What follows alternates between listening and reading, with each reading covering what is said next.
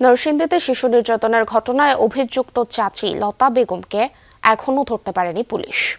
তবে আটক করা হয়েছে তার স্বামী ও বাবাকে।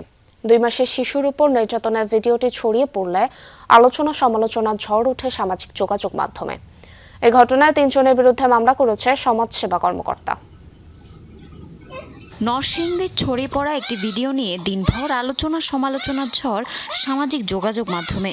ভিডিওটিতে দেখা যায় 2 মাসের এক শিশুর উপর নির্যাতন চালাচ্ছেন তারই আপন চাচি।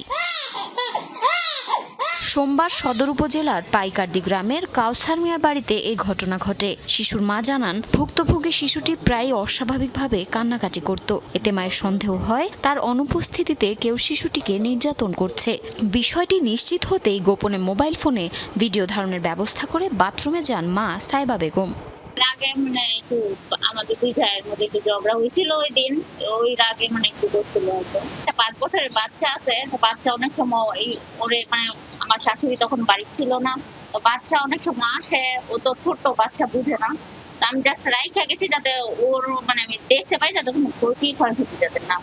পরে ভিডিওতে দেখা যায় শিশুটির আপন চাচি লতা বেগম ঘরে ঢুকে ঘুমন্ত শিশুর একটি পা মুচড়ে দেন। পরে বিষয়টি পারিবারিকভাবে মীমাংসার চেষ্টাও করা হয়।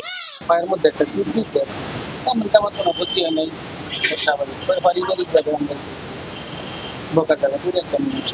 দুষ্টামি করে আমাদের পারিবারিক দ্বন্দ্ব সৃষ্টি করার জন্য, আমাদের সংসার ভাঙার জন্য হয়তো কেউ এই কাজটা করছে।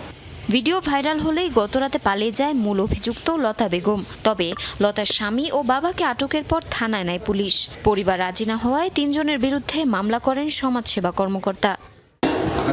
এটা তো প্রমাণিত, সবাই দেখছে।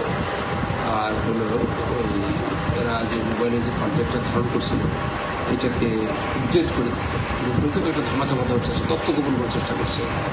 এই চার্জের ভিত্তিতে ওই লতার হাজব্যান্ড এবং লতার বাবা, এই দুজনকে আমরা জিজ্ঞাসাবাদ শেষে গ্রেপ্তার করি।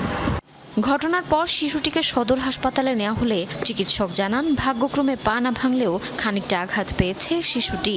পরীক্ষা নিরীক্ষা করেছি আমরা, বোর্ড বসায় তারপরে এটার জন্য আমরা একটা ফাইনাল ডিসিশন দেব। তবে সময় কি কারণে চিৎকার করেছে বা সেই সময় কিছু অবশ্যই ব্যথা পেয়েছে। পরিবার ও স্বজনরা জানায়, ভুক্তভোগী শিশুটির মা সাইবার সাথে চাচি লতা বেগমের সাংসারিক বিষয় নিয়ে পূর্ববিরোধ রয়েছে। জারিন অর্নি, যমুনা নিউজ।